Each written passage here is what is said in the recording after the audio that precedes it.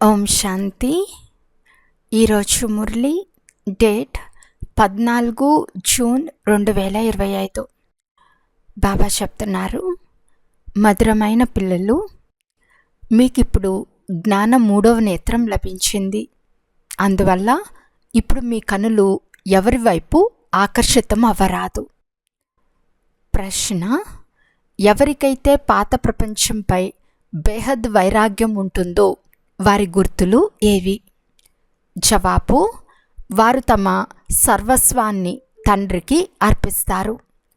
మాదంటూ ఏమీ లేదు బాబా, ఈ దేహం కూడా మాది కాదు, ఇది పాత దేహం, దీనిని కూడా వదిలేయాలి.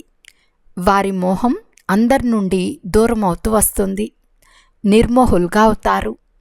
ఇక్కడ ఉన్నదంతా హద్దులోనిది కనుక ఇదంతా దేనికి పనికిరాదని వారి బుద్ధిలో ఉంటుంది. ఓం శాంతి.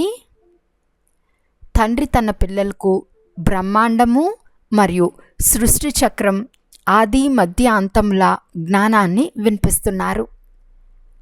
దీనిని మరెవ్వరూ వినిపించలేరు. ఒక్క గీతలో మాత్రమే రాజ్యోగ వర్ణన ఉంది. భగవంతుడు వచ్చి నరుని నుండి నారాయణునిగా చేస్తారు. ఇది గీతలో తప్ప వేరే ఇతర శాస్త్రాల్లోనూ లేదు. ఇది కూడా తండ్రి తెలియచేశారు. నేను మీకు రాజయోగాన్ని నేర్పించాను. ఈ జ్ఞానము పరంపరగా కొనసాగదని కూడా అర్థం చేయించాను. తండ్రి వచ్చి ఏకధర్మ స్థాపన చేస్తారు. మిగిలిన అన్ని ధర్మాలు వినాశనమవుతాయి. ఈ శాస్త్రాలు మొదలైనవేవి పరంపరగా కొనసాగవు. మిగిలిన ధర్మాలను స్థాపన చేసేందుకు ధర్మస్థాపకులు వచ్చిన సమయంలో అంతా సమాప్తమయ్యేందుకు ఏ వినాశనము జరగదు. భక్తి మార్గంలోని శాస్త్రాలను చదువుతూనే వచ్చారు. ఈ బ్రాహ్మణ ధర్మం వారి శాస్త్రం గీత. దానిని కూడా భక్తి మార్గంలోనే తయారు చేస్తారు. ఎందుకంటే సత్యుగంలో శాస్త్రాలు ఏవి ఉండవు. ఇతర ధర్మాల సమయంలో వినాశనం జరగదు. కొత్త ప్రపంచం వచ్చేందుకు ఈ పాత ప్రపంచం సమాప్తం అవ్వదు, అదే కొనసాగుతూ ఉంటుంది. ఇప్పుడు ఈ పాత ప్రపంచం సమాప్తం అవ్వనున్నదని మీకు తెలుసు. మనల్ని తండ్రి చదివిస్తున్నారు. ఒక్క గీతకు మాత్రమే మహిమ ఉంది. గీతా జయంతి కూడా ఆచరిస్తారు. వేద జయంతి లేనేలేదు. భగవంతుడు ఒక్కరే కనుక ఒక్కరి జయంతినే ఆచరించాలి. మిగిలినంతా వారి రచన నుండి ఏమీ లభించదు. ఆస్తి తండ్రి నుండే లభిస్తుంది. పిన తండ్రి, పెద్ద తండ్రి మొదలైన వారి నుండి ఏ వారసత్వము లభించదు. ఇప్పుడు మీ అనంతమైన తండ్రి అనంతమైన జ్ఞానాన్ని ఇచ్చేవారు. వీరు ఏ శాస్త్రాలను వినిపించటం లేదు. శాస్త్రాలన్నీ భక్తి మార్గానికి చెందినవని చెప్తున్నారు. వీటన్నిటి సారాన్ని మీకు అర్థం చేస్తున్నాను. శాస్త్రాలు చదువు కాదు, చదువు ద్వారా పదవి ప్రాప్తిస్తుంది. ఈ చదువును తండ్రి పిల్లలైన మనకు చదివిస్తున్నారు. పిల్లలకు భగవాను వాచ మళ్ళీ 5000 సంవత్సరాల తర్వాత ఇలాగే జరుగుతుంది. మేము తండ్రి నుండి రచయిత రచనల ఆది మధ్య అంతాలను తెలుసుకున్నామని పిల్లలకు తెలుసు. ఒక్క తండ్రి తప్ప ఇది వేరెవ్వరూ అర్థం చేయించలేరు. ఈ ముఖ కమలం ద్వారా వినిపిస్తున్నారు. ఇది భగవంతుడు అప్పుగా తీసుకున్న ముఖము. దీనిని గోముఖము అని కూడా అంటారు. ఇతడు పెద్ద తల్లి కదా. ఇతని నోటి ద్వారా జ్ఞాన మహావాక్యాలు వెలువడతాయి, నీరు కాదు. భక్తి మార్గంలో గోముఖం ద్వారా నీరు చూపించారు. భక్తి మార్గంలో ఏమేం చేస్తూ ఉంటారో మీకు తెలుసు. ఎంతో దూరం గోముఖం మొదలైన స్థానాలకు నీరు తాగేందుకు వెళ్తారు. ఇప్పుడు మీరు మనుషుల నుండి దేవతలుగా అవుతున్నారు. బాబా కల్పకల్పం వచ్చి మనుషుల నుండి దేవతలుగా తయారు చేసేందుకు చదువు నేర్పిస్తారని పిల్లలకు తెలుసు. ఎలా చదివిస్తున్నారో మీరు చూస్తున్నారు. భగవంతుడు మమ్మల్ని చదివిస్తున్నారు అని మీరు అందరికీ తెలియజేస్తారు. నన్నొక్కరినే స్మృతి చేస్తే మీ వికర్మలు వినాశనం అవుతాయని చెప్తున్నారు. సత్యుగంలో కొద్దిమంది మాత్రమే మనుషులుంటారని మీకు తెలుసు. కలియుగంలో అనేక మంది మనుషులున్నారు. తండ్రి వచ్చి ఆది సనాతన దేవీ దేవతా ధర్మాన్ని స్థాపన చేస్తున్నారు. మనం మనుషుల నుండి దేవతలుగా అవుతున్నాము. మనుషుల నుండి దేవతలుగా అయ్యే పిల్లల్లో దైవీ గుణాలు కనిపిస్తాయి. వారిలో క్రోధం అంశమాత్రం కూడా ఉండదు. ఒకవేళ ఎప్పుడైనా కోపం వస్తే తక్షణమే బాబాకు రాస్తారు, బాబా, నేడు మా ద్వారా ఈ తప్పు జరిగింది. నేను కోపం చేసుకున్నాను, వికర్మ చేశాను. బాబాతో మీకు ఎంత సంబంధం ఉంది? బాబా మమ్మల్ని క్షమించండి అని అడుగుతారు. తండ్రి చెప్తున్నారు, క్షమా మొదలైనవి ఏమీ ఉండవు. ఇక ముందు అలాంటి తప్పులు చేయకండి. టీచర్ ఎప్పుడూ క్షమ చూపించరు. మీ నడవడిక సరిగ్గా లేదని రిజిస్టర్ చూపిస్తుంది. బేహద్దు తండ్రి కూడా చెప్తారు, మీరు మీ గుణాలను చూసుకుంటున్నారా? ఎవరికీ దుఃఖం ఇవ్వలేదు కదా, ఎవరిని సతాయించలేదు కదా అని ప్రతిరోజు మీ లెక్కాచారాన్ని చూసుకోండి. దైవీ గుణాలు ధారణ చేసేందుకు సమయం పడుతుంది. దేహాభిమానం చాలా కష్టంతో వదులుతుంది. ఎప్పుడు స్వయాన్ని ఆత్మ అని తెలుసుకుంటారో అప్పుడు తండ్రిపై కూడా ప్రేమ కలుగుతుంది. లేకుంటే దేహ సంబంధమైన కర్మ బంధనంలోనే బుద్ధి వ్రేలాడుతూ ఉంటుంది. బాబా చెప్తారు, మీరు శరీర నిర్వాహార్థం కర్మలు కూడా చేయాలి. అందులో నుండి సమయాన్ని కేటాయించవచ్చు. భక్తి కొరకు కూడా సమయాన్ని కేటాయిస్తారు కదా. మీరాబాయ్ కృష్ణుని స్మృతిలోనే ఉండేది కదా.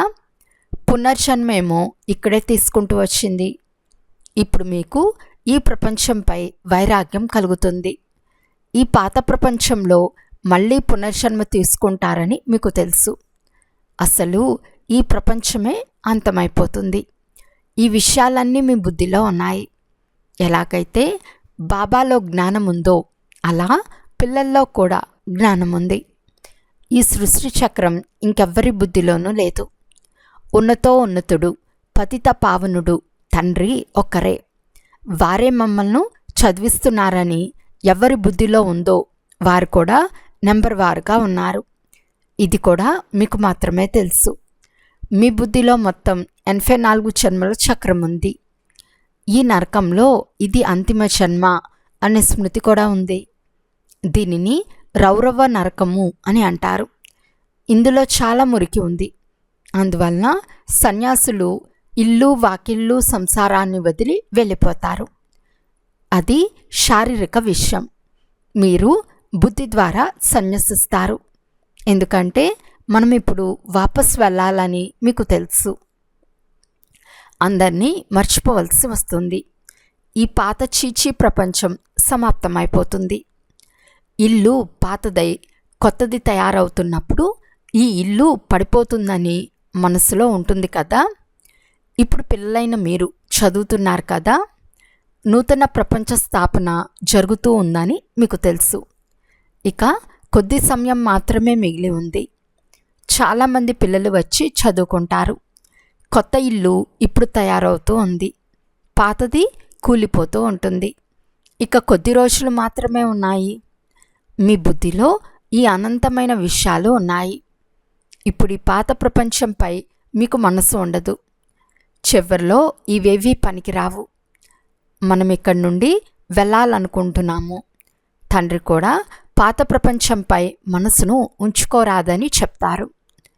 తండ్రినైనా నన్ను మరియు ఇంటిని స్మృతి చేస్తే వికర్మలు వినాశనమవుతాయి.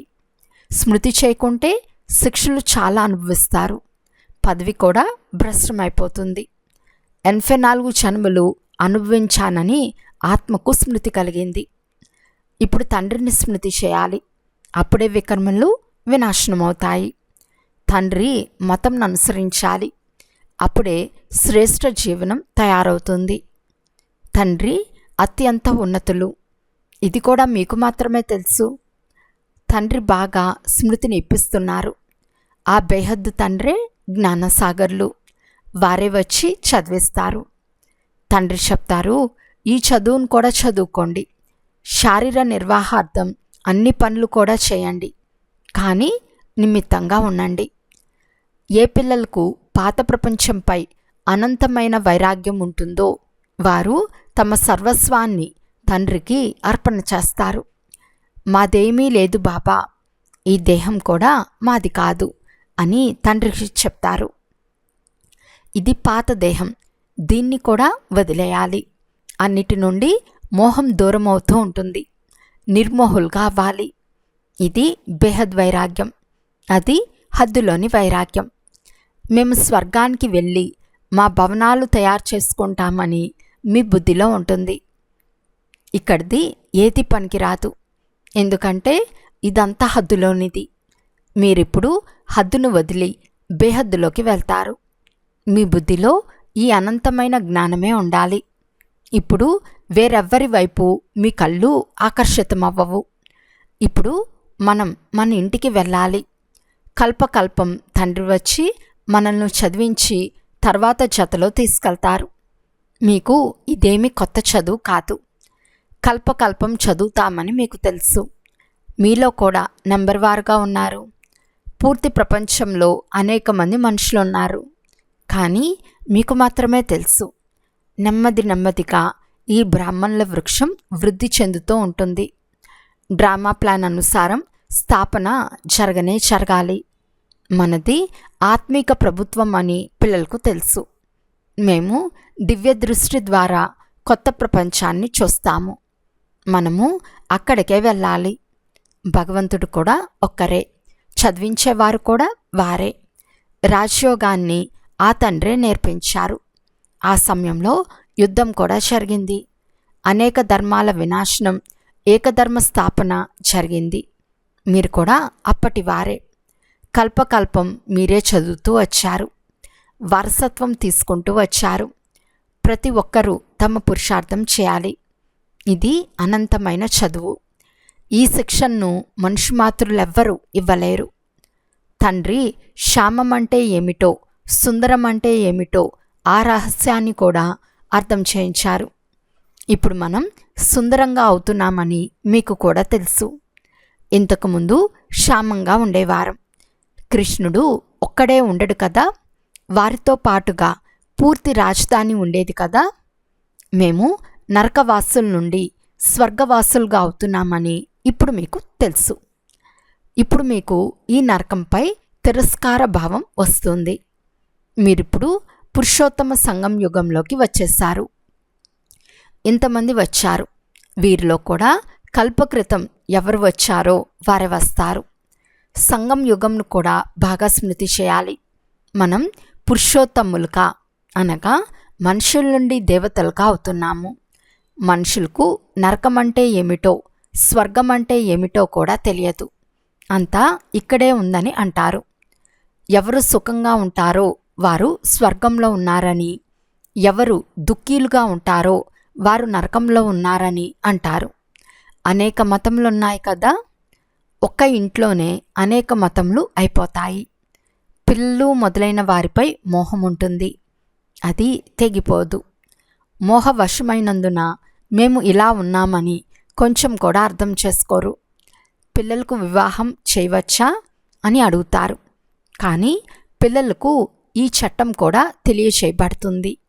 మీరు స్వర్గవాసులుగా అయ్యేందుకు ఒకవైపు జ్ఞానాన్ని తీసుకుంటున్నారు, మరొక వైపు పిల్లలను నరకంలో తొయ్యమంటారా అని అడుగుతారు. కానీ అడిగితే వెళ్ళి చెయ్యండి అని బాబా చెప్తారు. బాబాను ప్రశ్నిస్తే వీరికి మోహం ఉందని అర్థం చేయిస్తారు. ఒకవేళ వద్దని చెప్పినా అవజ్ఞ చేసేస్తారు. కూతురికైతే చెయ్యనే చెయ్యాలి, లేకుంటే సాంగత్య దోషంలోకి వచ్చి పాడైపోతుంది. కొడుకులకు చేయకండి, కానీ ధైర్యం కావాలి కదా. బాబా ఇతని ద్వారా చేయించాడు కదా. ఇతన్ని చూసి మళ్ళీ ఇతరులు కూడా చేశారు. ఇంట్లో కూడా చాలా పోట్లాట్లు జరుగుతాయి. ఇది జగడాల ప్రపంచం. ముళ్ళ అడవి కదా, ఒకరినొకరు నరుక్కుంటూ ఉంటారు. స్వర్గంను ఉద్యానవనమని అంటారు. ఇది అడవి. తండ్రి వచ్చి ముళ్ళను పుష్పాలుగా చేస్తారు. ఎవరో అరుదుగా తయారవుతారు. ప్రదర్శనలో భలే అవును అవును అని అంటారు, కానీ ఏమీ అర్థం చేసుకోరు. ఒక చెవితో విని మరొక చెవితో వదిలేస్తారు.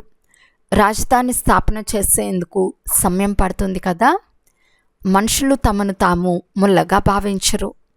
ఈ సమయంలో ముఖం మనుషుల వలె ఉంది, కానీ గుణాలు కోతి కన్నా హీనంగా ఉన్నాయి. కానీ స్వయాన్ని అలా అనుకోరు. కనుక మీ రచనకు తెలియచేయండి అని తండ్రి చెప్తారు. ఒకవేళ అర్థం చేసుకోకుంటే వారిని పంపించేయాలి, కానీ ఆ శక్తి ఉండాలి కదా.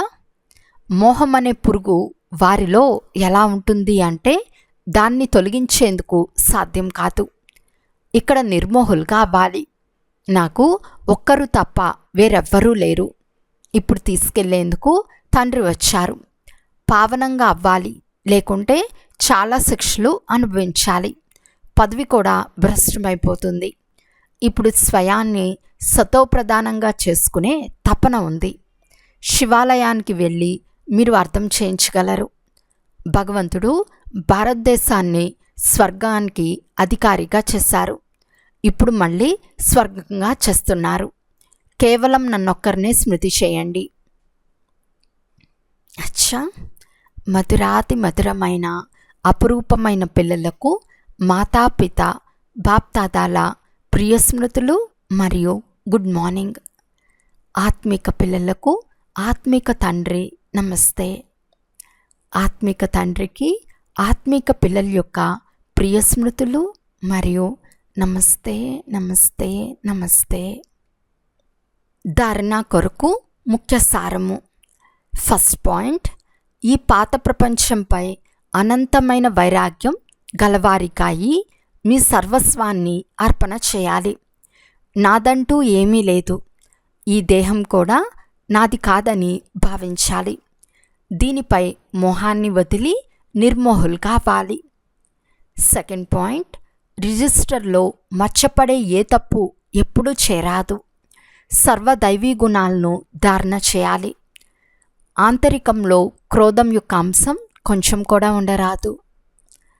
వరదానము: చెప్పటం, ఆలోచించటం మరియు చేయటం, ఈ మూడింటిని సమానంగా చేసే జ్ఞానయుక్త ఆత్మాభవ.